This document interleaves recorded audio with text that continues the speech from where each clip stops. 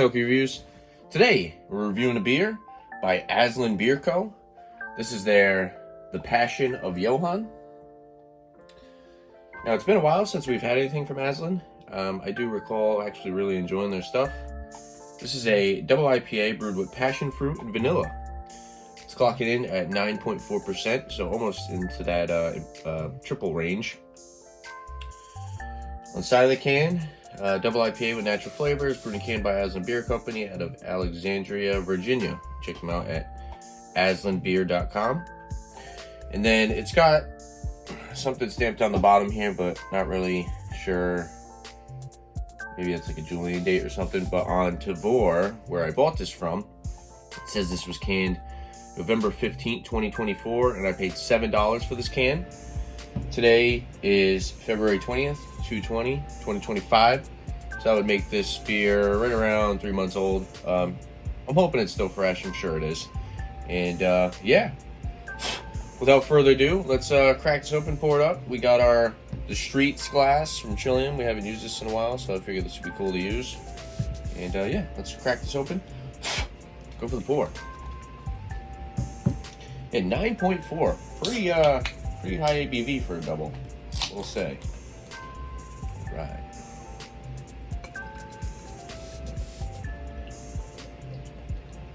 Looks pretty good so far.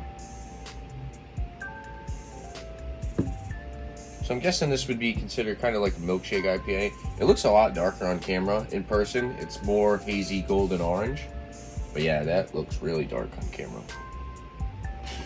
Definitely some floaties, some chunks floating around in there. There's a little bit of clarity to the beer, but for the most part, nice and hazy, effervescent. Poured about a finger, foamy white head on top. Nose. I do get a good amount of the vanilla. Passion fruit is there, but it's also combined with some peach.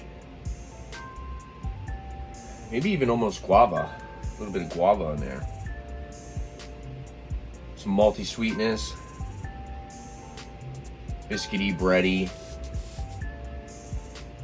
Yeah, it smells pretty good. I will say it does kind of have that lactose sweetness. I'm not sure if they're using lactose in this, but it does have that sugary lactose sweetness that you get with something like this. Smells pretty good. Let's dive in and try it out. Cheers.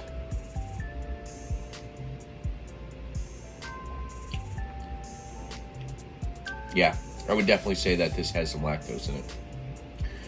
Kind of reminds me of the Harpoon beer, the strawberry milkshake Harpoon. And with that being said, I'm assuming it has a lot of vanilla, which I like. It's very prominent on the vanilla. The passion fruit is very nice as well. Gives it this like really nice citrusy sweetness. But up front, you still get like some pineapple, a little bit of a biscuity breadiness in between. And for being 3 months old, it doesn't taste like it's turned or it's overly malty. Like I said, I do get a nice passion fruit, but I also get like a little bit of some hop resin, some bitterness. 9.4% is very well hidden. First beer of the day. Don't really feel it in the chest. Something this high in ABV, you expect to get a little bit of a boozy bite first sip. Didn't really get anything like that. I'm guessing it's probably from the vanilla. The vanilla sweetness kind of cutting through that boozy aspect. I really like this. It's been a while since I've had a beer like this, and it's been a while since I've had anything from Aslin. So I appreciate being able to get their beers again. They kind of disappeared. I don't know what's in my eye right now. Eyelash or something. They kind of disappeared from Rhode Island. We used to get their beers not too long ago. Maybe like the beginning of last year. And then over 2024, they started to die off and you stopped seeing them. But like I said, I do remember really enjoying their stuff. And I was buying single cans down the street from me all the time of their products. And yeah, just happy to be able to buy something from them off Tavor, which is really cool. Excuse me. $7 for this can is pretty spendy, I will say, though.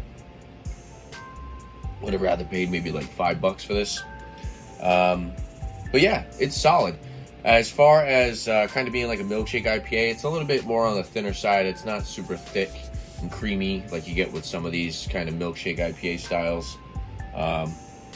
This one's still about medium mouthfeel, and it does have a really nice carbonation.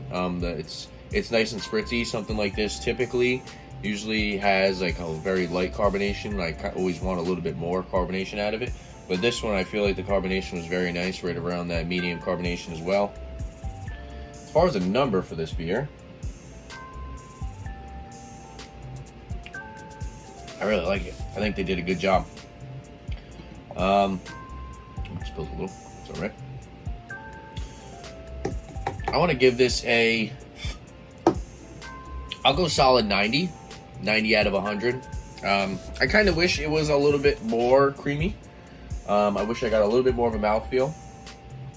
But I do think that they did a really good job with this beer, considering the style and the ABV being almost 10%. Like I said, it really had no boozy bite to it at all. Super drinkable for what it is. I want to go and drink 2 of these. I think this beer is definitely a one and done for me personally. But yeah, I'm enjoying this can. I'll finish the whole can.